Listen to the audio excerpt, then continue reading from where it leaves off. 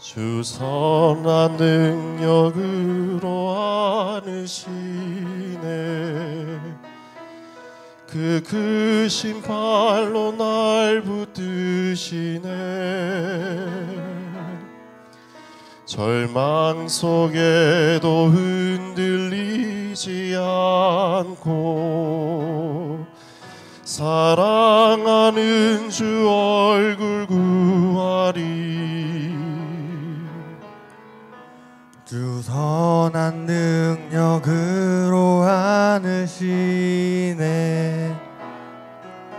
그 크신 팔로 날 붙드시네. 절망 속에도 흔들리지 않고 사랑하는 주 얼굴 구하리. 선한 능력으로 일어서리. 주만 의지하리. 믿음으로 우리 고대한 내주 오실 그날 영광의 새날을 맞이하리.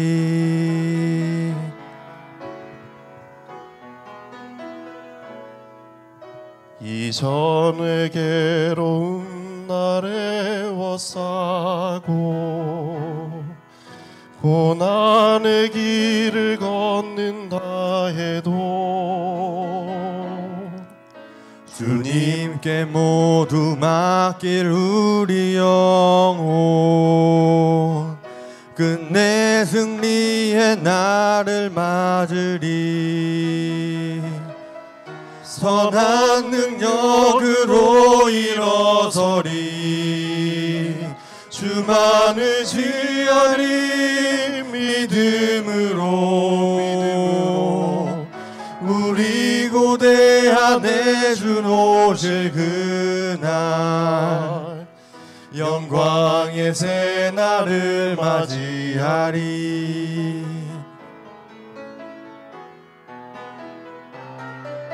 주님이 마신 고난의 승자는 우리도 감사하며 받으리. 주님의 남은 고난 태워가며 예수와 복음 위에 살리라. 선한 능력으로 일어서리. 주만 의지하리. 믿음으로 우리 고대한 내주 오실 그날 영광의 새날을 맞이하리. 우리 고대한 내주 오실 그날 영광의 새날을 맞이하리. 영광의 새날을 맞이하리. 영광의 새날을 맞이하리.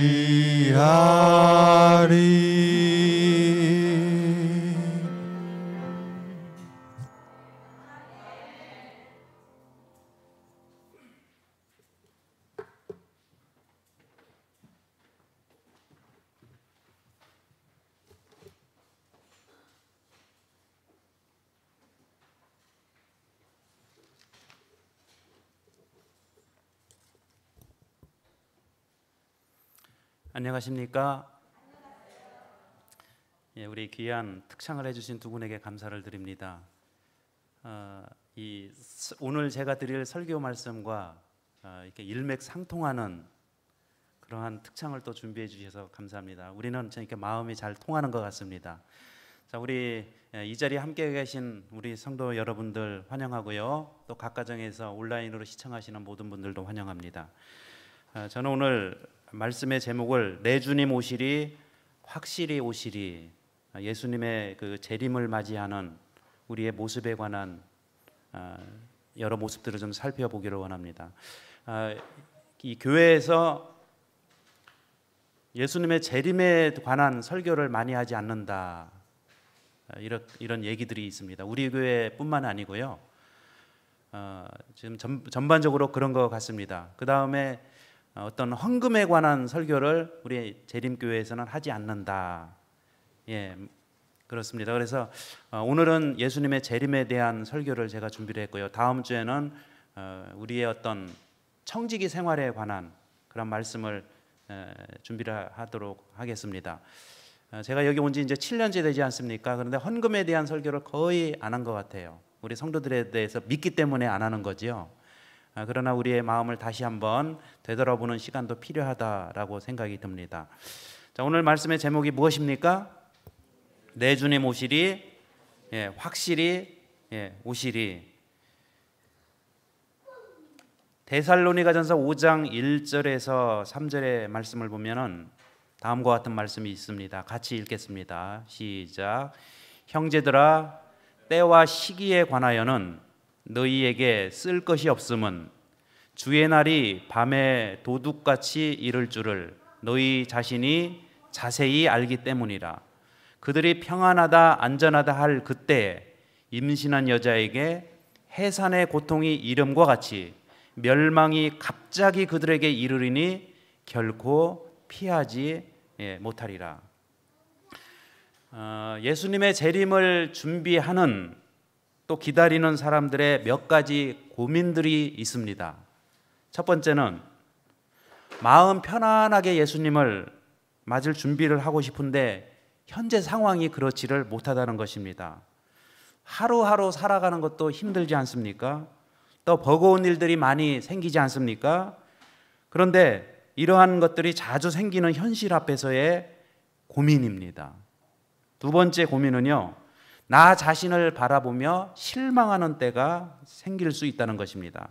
내 모습에 과연 주님 맞을 준비가 되어 있는가? 또 생각해 보면은 제대로 준비가 되어 있지 않은 내 자신의 모습을 보면서 약간의 고민이 되는 것도 있습니다. 이 밖에도 여러 가지 고민들이 있습니다. 아무튼 이러하든지 저러하든지 간에 예수님의 재림의 발자국 소리는 우리 앞에서 점점 가까이 다가오고 있다는 것입니다. 오늘 본문의 말씀을 보면은 예수님의 재림을 맞이하는 두 부류의 사람에 대해서 언급을 하고 있습니다. 두 부류라 제가 이렇게 오늘 설명을 드리고 있습니다. 첫 번째는 밤에 도둑이 이른다. 자, 앞쪽에 보면은 여러분 2절에 보면 주의 날이 밤에 도둑같이 이를 줄을, 밤에 도둑이라는 표현이 나오지요. 그 다음에 두 번째는 임신한 여자에게 해산의 고통이 이른다. 자, 다시 앞쪽으로 가면은 3절에 임신한 여자에게 해산의 고통이 이름과 같이 이렇게 표현하고 있습니다. 요약해서 말씀드리면 예수님의 재림을 맞이하는 두 부류의 사람은 밤에 도둑이 임하는 것처럼 맞이할 수도 있고 또 임신한 여자에게 해산의 고통이 이름같이 맞이할 수도 있다는 거예요. 그런데 이 둘의 차이점이 있습니다. 오늘은 제가 이 두 차이점을 좀 말씀을 드리려고 합니다. 제가 이렇게 좀 적어놨죠. 밤에 도둑이 이른다는 것은 기대하지 않은 상황과 만남이 이루어진다는 거예요. 여러분, 도둑이 언제 올까 기대하고 설레이는 사람이 있습니까? 그런 사람은 한 분도 없지 않습니까? 그래서 전혀 기대하지 않는 상황과 만남이 이루어진 사람들이 있다는 거예요. 그래서 이 만남을, 이 밤에 도둑이 이르는 것 같은 상태에서 예수님의 재림을 맞이하면 뭔가를 잃는 슬픔의 날로 맞이하게 됩니다. 여러분, 도둑이 오면은 뭔가를 주고 갑니까? 가져갑니까? 가져가요. 그래서 잃는 거예요. 잃어. 뭔가를 잃게 돼 있어요.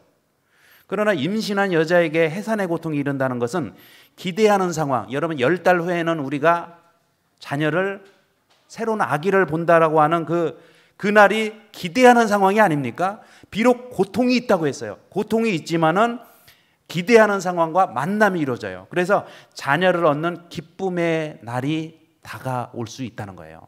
그래서 요는요, 두 부류의 사람들인데 밤에 도둑이 이른다는 것은 뭔가를 잃는 상황이 발생이 되고요. 그 다음에 임신한 여자에게 해산의 고통이 이른다는 것은 고통이 있지만 자녀를 얻는 어떤 기쁨의 날이 될 거라는 것입니다. 여러분, 예수님의 재림을 우리는 기쁨의 날로 맞이해야 되겠습니까? 슬픔의 날로 맞이해야 되겠습니까? 기쁨의 날이 되기 위해서는 어떤 사람처럼 살아야 돼요? 밤에 도둑입니까? 아니면 임신한 여자입니까? 임신한 여자의 삶을 우리는 살아야 자녀를 얻는 기쁨의 날처럼 예수님의 그 재림의 날을 기쁨으로 만날 수 있다, 이렇게 말씀을 하고 있습니다. 여러분, 임신한 여자는 10달 후를 기대하며 기다리며 살지 않습니까? 10달 후에는 내 몸에 있는 아이를 내 눈으로 직접 본다. 그게 기쁨의 날이에요. 얻는 날입니까? 고통 가운데서 뭔가를 얻는 날이 예수님의 재림의 날이 돼야 됩니다. 그러나 밤의 도둑은요, 슬픔의 날, 이렇게 말씀을 드릴 수가 있습니다. 그래서 오늘 이 두 가지를 하나하나 좀 살펴보도록 하겠습니다. 데살로니가전서 5장 2절에 보면 첫 번째, 주의 날이 밤에 도둑같이 이룰 줄을 알라, 이렇게 말씀을 하고 있습니다. 제가 아까 말씀드린 것처럼 밤의 도둑은 기대하지 않은 상황과 만남이 이루어지는 거지요. 그 다음에 뭔가를 잃는 슬픔의 날을 맞이합니다. 도둑이 밤에 우리 집을 방문하면 내 입장에서는 얻는 것은 없습니다. 다 잃게 되는 것입니다.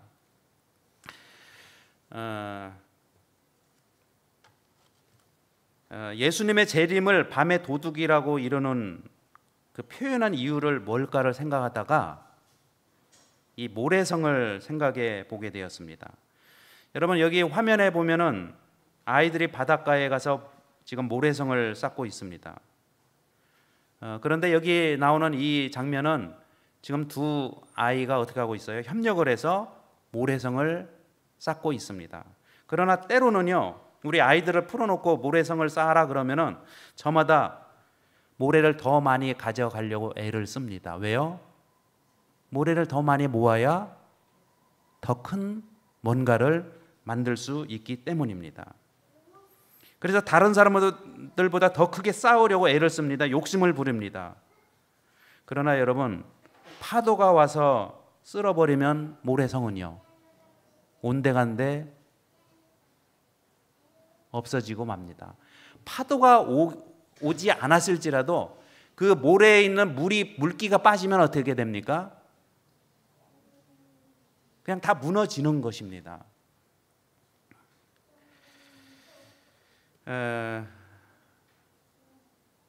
여러분, 모래로 이런 작품을 만들 수가 있어요. 더 나아가서요, 이런 작품도 만들 수가 있어요. 이게 지금 실제로 모래로 만든 거거든요. 여러분, 대단하지 않습니까? 심지어는 이것도 만들 수 있어요. 그러나 파도가 한번 몰려치면 어떻게 돼요? 이렇게 쌓아놓은 것이다. 아무것도 아니라는 것을 알 수가 있습니다.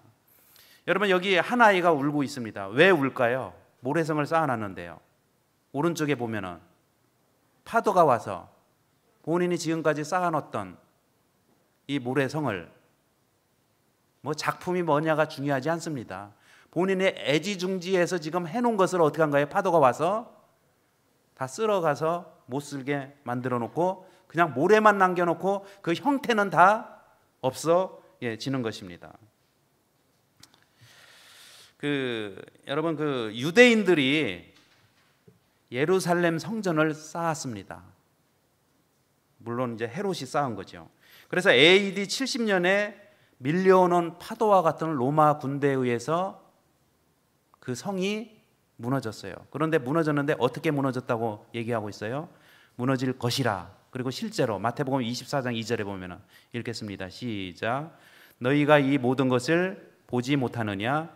내가 진실로 너희에게 이르노니 돌 하나도 돌 위에 남지 않고 다 무너뜨려지리라. 그래서 예루살렘 성이 멸망을 한 것입니다. 여러분, 바닷가에 쌓아놓은 모래성이 무너져 버리는 것처럼 결국 예수님의 재림을 기대하지 않거나 준비되지 않은 상태로 우리가 살아가면은 밤의 도둑에 의해서 뭔가를 잃게 되는, 다 잃게 되는 슬픔의 날을 맞이하고 하는 것과 같을 수 있다. 예루살렘 성전의 멸망도 삶의 터전과 신앙의 중심이 되었었는데요, 슬픔의 날이 되고 말았습니다. 기쁨의 날이 아니라 슬픔의 날이 되고 말았다고 하는 것입니다. 세상의 역사는 어떨까요? 여러분 다니엘 2장에 보면은 읽지는 않겠습니다. 2장 38절에 42절에 보면은 왕은 곧 그 금머리이고요, 그 다음에는 은, 동, 철과 진흙, 이 형태가 있지 않습니까? 그러나 머지않아 밀려오는 파도와 같은 예수님의 재림에 의해서 이 왼쪽 형상이 다 어떻게 됩니까? 45절 읽겠습니다. 자, 시작. 손대지 아니한 돌이 산에서 나와서 쇠와 놋과 진흙과 은과 금을 부서뜨린 것을 왕께서 보신 것은, 예수님의 재림에 의해서 이 성이 다 어떻게 되는 거예요? 그 신상이 다, 세상의 역사가 다 형태를 잃어버리는 그런 형태가 된다고 하는 것입니다. 제가 지금 말씀을 드리는 것은 밤의 도둑과 같이 어떻게 되는 거예요? 예수님의 재림이 오면은 다 잃게 되는 것을 제가 지금 말씀을 드리는 거예요. 여러분, 우리가 신앙생활을 정말 잘 준비하고 예수님의 말씀에 의해서, 기초에 의해서 정확하고 확실하게, 그리고 마음이 뜨거워진 상태에서 예수님의 재림을 준비하지 못하면 우리도 밤의 도둑과 같이 모든 것을 잃는 상황으로 우리의 생애가 맞춰질 수도 있다라고 하는 것입니다. 그래서 슬픔으로 끝나는 거예요. 여러분, 예수님 믿는 결과가 기쁨이 돼야 되지 않겠어요? 맨 마지막에 기쁨이 돼야 되지 않겠습니까? 그러나 준비하기에 게으르거나 또 준비가 되지 못하면 슬픔의 날로 맞춰질 수 있다라고 하는 것을 성경이 계속해서 말씀을 하고 있는 것입니다. 자, 시대후서막 635페이지를 같이 읽겠습니다. 근데 여러분, 도둑이 와서 가져가는 것과 예수님의 재림의 때 잃게 되는 것은 차원이 다른 문제예요. 자, 한번 보겠습니다. 어떤 차이가 나는가? 읽겠습니다. 그는, 시작. 그는 그리스도께서 오시지 않는다고 말하지 않는다. 그는 그리스도의 재림에 대한 견해를 비웃지도 않았다. 그러나 행동과 말로써 또는 마음속으로 주의 오심이 지체되리라고 선언한다. 그는 주께서 빨리 오시리라는 확신을 다른 사람들의 마음에서 사라지게 한다. 이 세상을 그들의 집으로 삼는 모든 사람들에게 하나님의 날은 덫과 같이 임할 것이다. 주의 날은 그들을 노리는 도둑처럼 올 것이다. 차이점이 뭘까요? 밤에 오는 도둑은 무엇을 노리고 옵니까? 재물을 노리고 오지 않습니까? 그런데 예수님의 재림은요, 재물입니까? 그 사람이 가지고 있는 재물입니까? 그 사람 자체입니까? 그 사람의 자체인 생명, 영생을 잃게 되는 거예요. 지금 그 얘기를 하고 있는 것입니다. 여러분, 이게 덫이 있지 않습니까? 여기 이제 덫이라는 표현이 나와 있는데, 어떤 새가요, 입에 먹이를 물고 있어요. 그런데 저 새를 좀 잡아야 되겠다 할 때 덫을 놓는 사람이 새의 입에 물려져 있는 그 벌레 한 마리 때문에 새 덫을 놓습니까? 새를 잡으려고 덫을 놓습니까? 새예요. 새가 물고 있는 게 아니에요. 여러분, 예수님의 재림은요, 이걸 저희들이 잘 기억을 해야 됩니다. 예수님의 재림은 우리가 가지고 있는 게 아니에요. 우리 자체입니다. 예수님의 재림을 제대로 준비하지 못하면 내가 가지고 있는 것을 잃는 것이 아니고 나 자신을 잃게 돼요. 영생을 잃게 됩니다. 새가요, 새 덫에 걸리면은 새 입에 물려져 있는 그 먹이를 잃는 게 아니고 새 자체의 목숨이 날아가는 거예요. 목숨을 잃게 되는 것입니다. 그래서 성경은요, 자, 여기 제가 쓰지는 않았습니다. 베드로후서 3장 11절을 성경을 한번 찾아보실까요? 자, 성경을 좀 찾아보시기 바랍니다. 이 성경절은 중요하기 때문에 찾아봐야 됩니다. 베드로후서 3장 11절, 신약성경 386페이지에, 자, 베드로후서 3장 11절과 12절을 한번 같이 읽어볼까요? 여기 성경에 뭐라고 얘기하는가? 지금 우리는 살아가면서 뭔가를 자꾸 갖는 거, 이걸 지금 신경을 쓰고 있거든요. 내가 뭔가를 얻고 무엇을 이렇게 목표를 이루어 나가고, 그런데 성경은 이렇게 말씀을 하고 있어요. 베드로후서 3장 11절, 12절 읽겠습니다. 시작. 이 모든 것이 이렇게 풀어지리니 너희가 어떠한 사람이 되어야 마땅하냐. 지금 성경은 무엇에 대해서 말하고 있어요? 네가 어떠한 사람이 되느냐가 중요한 것이지, 네가 무엇을 가지느냐, 갖고 있는 것에 의해서 우리를 판단하지 않을 거라고 말씀을 하고 있어요. 과연 예수님의 재림을 맞이할 만한 정말 그의 품성과 또 주님을 닮은 마음과 주님께서 우리에게 맡겨진 사역들을 우리는 감당을 하는 그런 사람으로 살고 있는가? 그러면서 이렇게 얘기를 하고 있어요. 거룩한 행실과 경건함으로 하나님의 날이 임하기를 바라보고 간절히 사모하라. 여러분 생각해 보시기 바랍니다. 내 평생에 있어서 내가 예수님 맞을 내 자신의 준비는 소홀히 하고 그 밖의 것들을 얻는데 모든 것들을 다 시간을 투자를 하고요. 그러나 예수님 오실 때에는 내가 이 지상에서 그렇게 얻으려고 했던 것에 의해서 판단이 되는 것이 아니고요.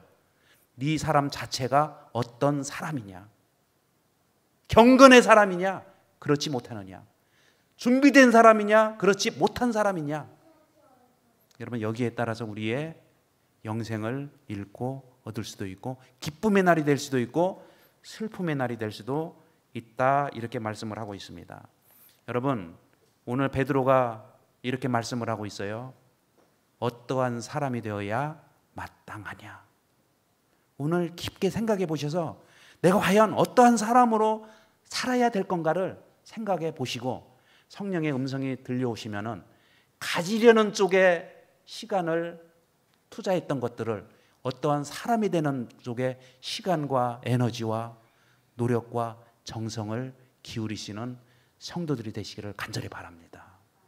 그렇게 해야 우리가 기쁨의 날로 예수님을 맞이할 수가 있는 것입니다.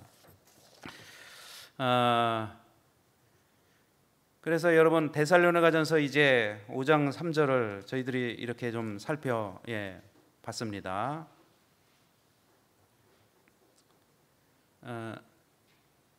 자, 데살로니가전서 5장 3절에 보면은 이제 임신한 여자에게 해산의 고통이 이름과 같이 이제 두 번째 부분에 관해서 설명해 드리려고 합니다. 여러분 제가 아까 처음에 말씀드린 것처럼 밤의 도둑같이 슬픔의 날이 되지 않기를 바랍니다. 그리고 더 나아가서 우리는 임신한 여자에게 해산의 고통의 이름과 같이 이 부류에 속하는 사람들이 되어야 됩니다. 이 상태는 어떤 상태일까요? 기대하는 상황과 만남이 이루어지고 자녀를 얻는 기쁨의 날이 됩니다.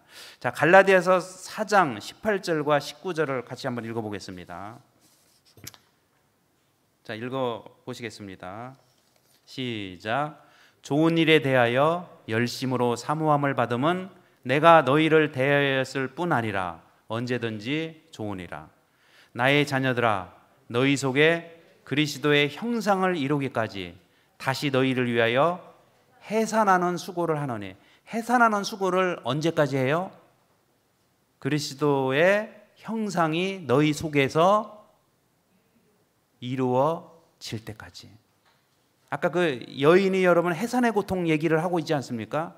거기서 말하는 것은 어떠한 사람이냐를 또 얘기하고 있는 거예요.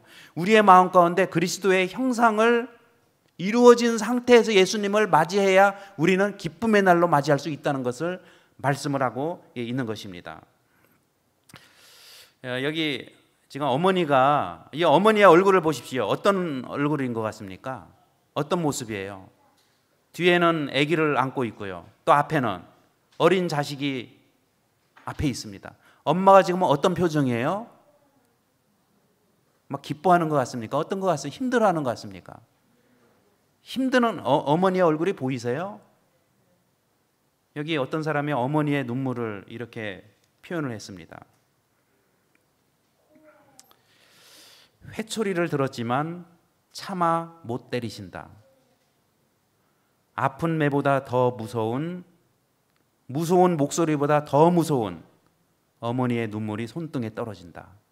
어머니의 굵은 눈물에 내가 젖는다. 여러분, 예수님께서 지상에서 많이 우시지 않았습니까? 성전을 바라보시면서 우시고 죽음 앞에서 속절없는 나사로의 그 또 믿음 없는 사람들을 보고 우시고. 여러분, 예수님의 눈물에 의해서 젖어 사는 성도로 우리는 살아야 됩니다. 이 어머니의 저도 제가 좀 이렇게 말씀을 드린 것 같은데 저희 어머니가 그렇게 말씀을 해요. 제가 20대에 막 방황을 하고 보내고 있을 때 이제 신학과를 들어갔습니다. 들어간 다음에 어머니가 말씀하시기를 너를 위하여 흘린 내 눈물은 보이지 않는 곳에서, 저는 어머니가 그렇게 막 눈물을 그렇게 많이 흘렸다고 생각을 하지는 않았는데 어머니가 표현하기를 양동이로 2개는 흘렸을 거래요. 그만큼 어머니의, 여러분, 이 어머니의 눈물이 젖어들면 사람이 변하게 됩니다. 하나님의 눈물이 내 마음에 젖어들면 변화가 됩니다. 여기 몇 년 전에 삼성생명에서 어머니라는 제목으로 기업 광고를 낸 적이 있습니다. 그 내용을 보면 이렇습니다. 나이가 중요한 건 아니고요. 어머니의 생애가 이렇다는 거죠. 우리 예수님의 모습을 떠올리는 어머니인 것 같습니다. 21살이라는 뜻입니다. 당신은 고개를 2개 넘어 얼굴도 본 적 없는 김씨댁의 큰 아들에게 시집으로 왔습니다. 26, 시집 온 지 5년 만에 자식을 낳았습니다. 당신은 그제서야 시댁 어른들한테 며느리 대접을 받았습니다. 아마 아들을 낳았던 거죠. 32, 자식이 밤늦게 급체를 앓았습니다. 당신은 자식을 얻고 읍내병원까지 밤길 20리를 달렸습니다. 40살, 그의 겨울은 유난히 추웠습니다. 당신은 자식이 학교에서 돌아올 무렵이면 자식의 외투를 입고 동구 밖으로 나갔습니다. 그리고 자식에게 당신의 체연으로 덮여진 외투를 입혀 주었습니다. 52, 당신이 결혼할 여자라고 집으로 데리고 왔습니다. 자식이 결혼할 여자라고 집으로 데리고 왔습니다. 당신은 분칠한 얼굴이 싫었지만 자식이 좋다니까 당신도 좋다고 하였습니다. 60, 환갑이라고 자식이 모처럼 돈을 보냈습니다. 당신은 그 돈으로 자식의 보약을 지었습니다. 65, 자식 내외가 바쁘다며 명절에 고향에 못 내려온다고 했습니다. 당신은 동네 사람들에게 아들이 바빠서 아침 일찍 올라갔다며 당신 평생 처음으로 거짓말을 했습니다. 이게 보니까 다 누구를 위한 삶인 것 같아요. 여기에 어머니 자신을 위한 삶이 있습니까? 지금 예수님은 예수님 자신을 위한 삶을 한 번도 살아본 적이 없어요. 여러분, 지상에 아담과 하와를 만든 후로부터, 타락한 이후로부터 6,000년 동안 하나님은요, 자기 자신을 위한 시간이 없어요. 다 우리 죄인을 위한 시간과 지금도 하늘에서 눈물을 흘리면서 내피라고 중보를 하시면서 다 우리를 위해서 지금 그렇게 하고 계시지 않습니까? 오직 하나 자식 잘 되기만을 바라보며 살아온 한평생. 하지만 이제는 깊게 주름진 얼굴로 남으신 당신, 우리는 당신을 어머니라 부릅니다. 우리는 그런 당신을 하나님이라 부릅니다. 우리의 마음 가운데 이런 하나님이 계셔야 돼요. 그 하나님의 우리 때문에 생긴 그 주름진, 모르겠어요. 하나님의 뭐 주름살이 있는지 없는지, 하나님이기 때문에 없으시겠죠. 그러나 여러분, 없기 때문에 더 하나님의 마음이 아픈 거 아닙니까? 그 주름이 없다고 하는 것은 표현을 안 한다는 거죠. 속으로 얼마나 힘드시겠습니까? 갈라디아서 4장 19절에 그래서 나의 자녀들아 너희 속에 그리스도의 형상을 이루기까지 다시 너희를 위하여 해산하는 수고를 한다.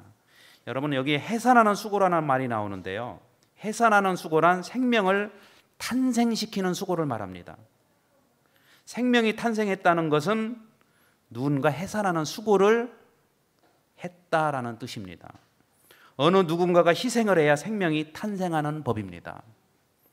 예수 그리스도의 희생으로 우리는 영생을 얻게 됩니다. 그런 하나님을 고마워서라도 우리가 잘 준비해서 만나야 되지 않겠습니까? 감사하는 마음으로 잘 준비를 해야 되지 않겠습니까?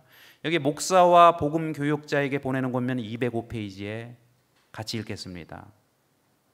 시작. 영혼을 위해 해산의 고통을 겪는 일하는 교회는 기도하는 교회, 믿는 교회, 받아들이는 교회가 될 것이다. 여러분, 나중에 예수님 재림하실 때 어떤 교회가 받아들여지는 교회가 돼요? 하나님께 받아들여지는 교회가 어떤 교회가요? 영혼을 위해 해산의 고통을 겪는 일하는 교회.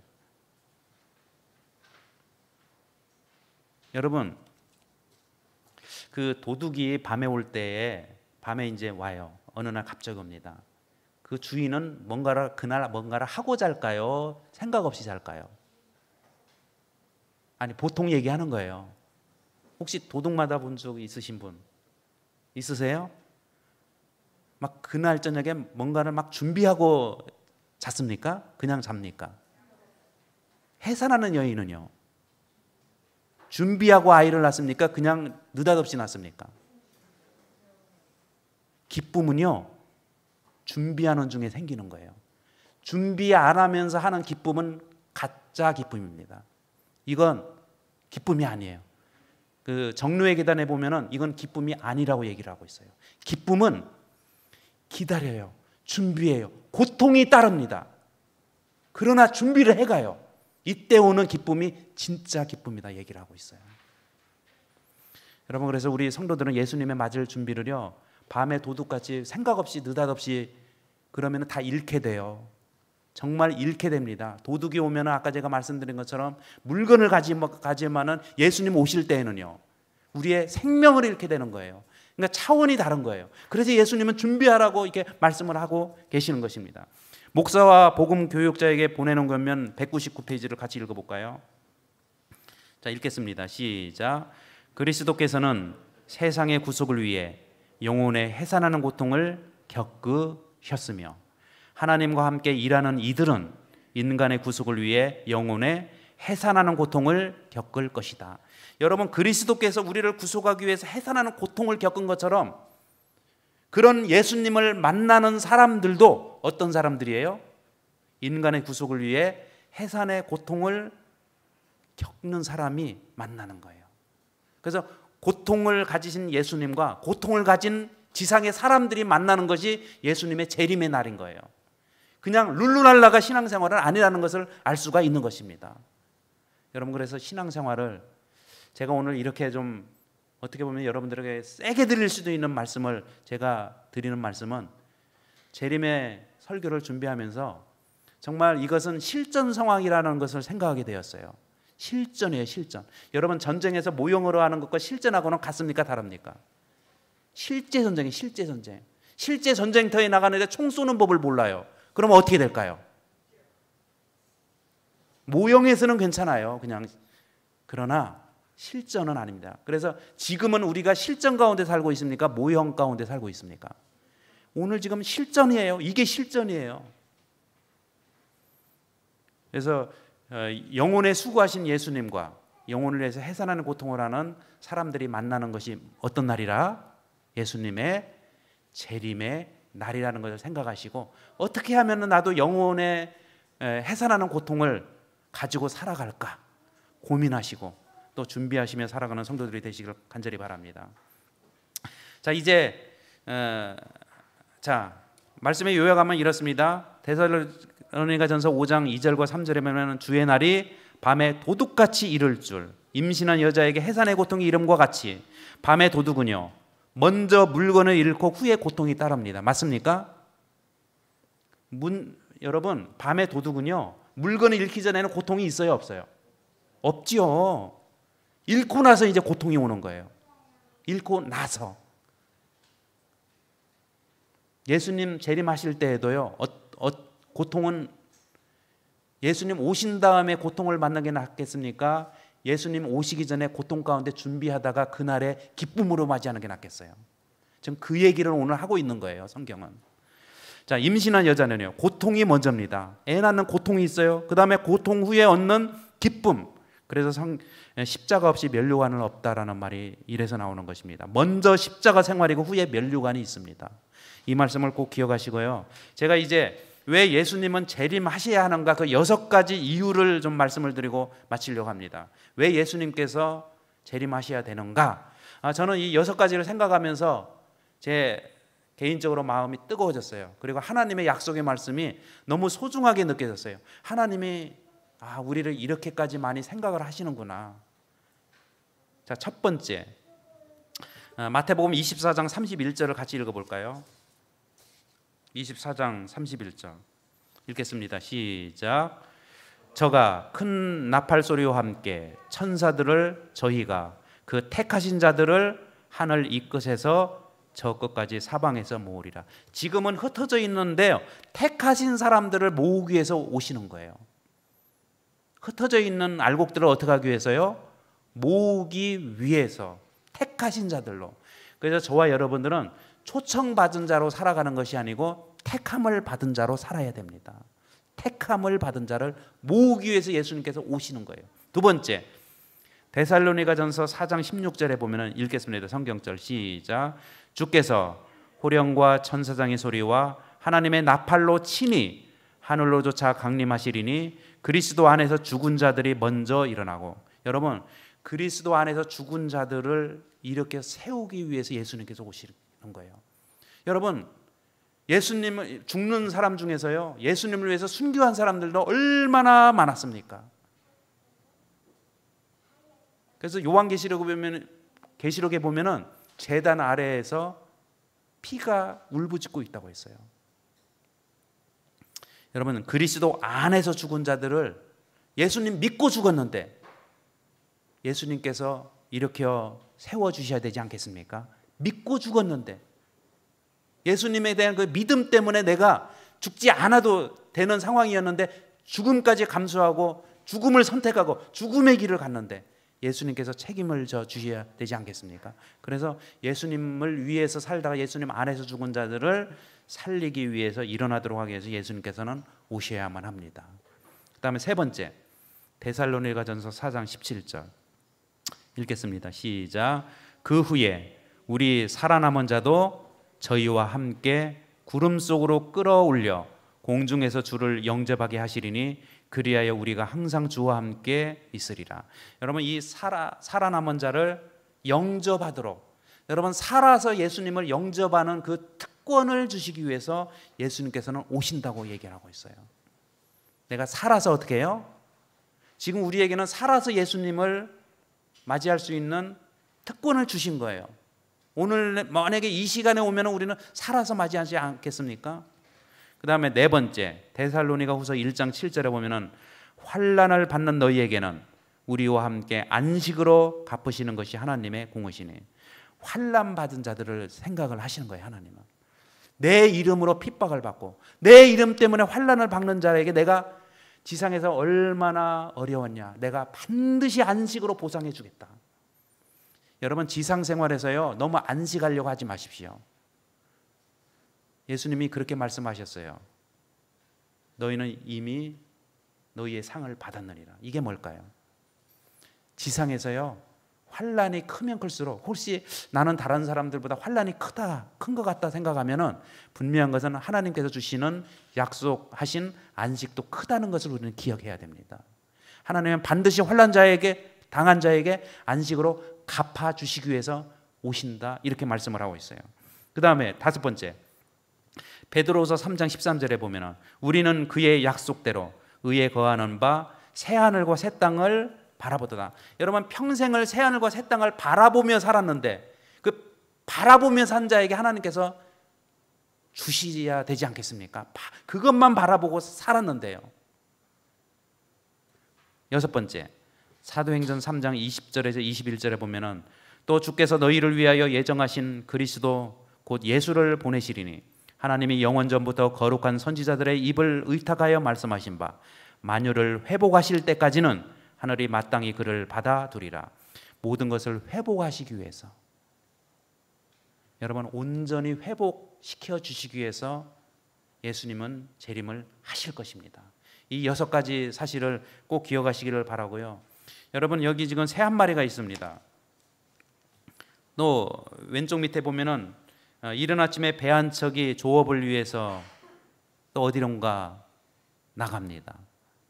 그리고 오른쪽 위에 보면은 한 등산가가 산 정상에 서 있습니다.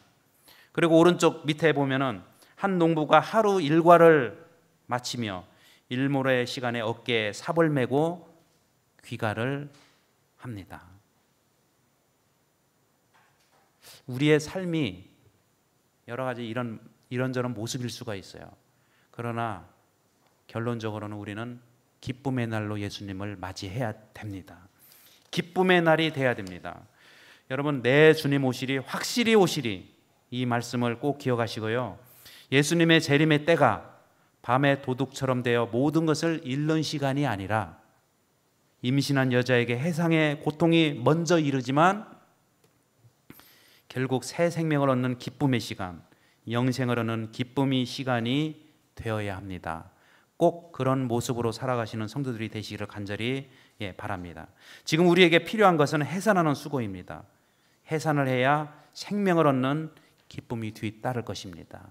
그리스도의 형상이 내 마음에 온전히 이루어질 때까지 깎고 또 만들고 또 만들고, 그래서 예수님의 형상을 닮은 모습으로 살다가 주님의 재림을 맞이하시는 아름다운 성도들이 되시기를 바라며 말씀을 마치겠습니다.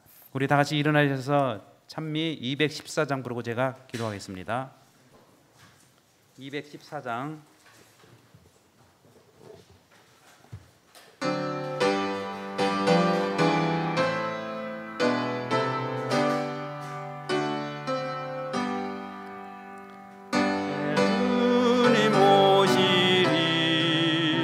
확실히 오시리.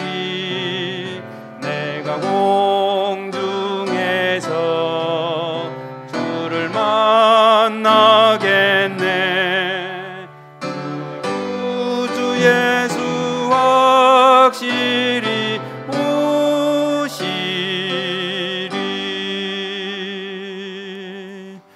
아버지 하나님, 오늘 예수님의 재림, 주님께서는 확실히 오실 것이라 말씀을 하고 있습니다.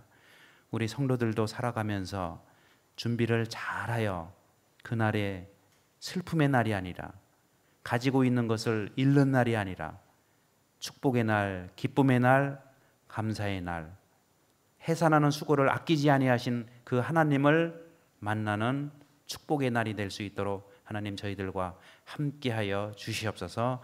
이제 2주간 저희들 각 가정에서 또 영상을 통해서 예배를 드려야 됩니다. 구별된 시간에 잘 예배드리게 하여 주시고, 또 코로나로부터 잘 지켜주셔서 우리 모두가 건강한 중에 다시 만날 수 있도록 축복 내려 주셨기를 예수님의 이름으로 간절히 기도드립니다. 아멘.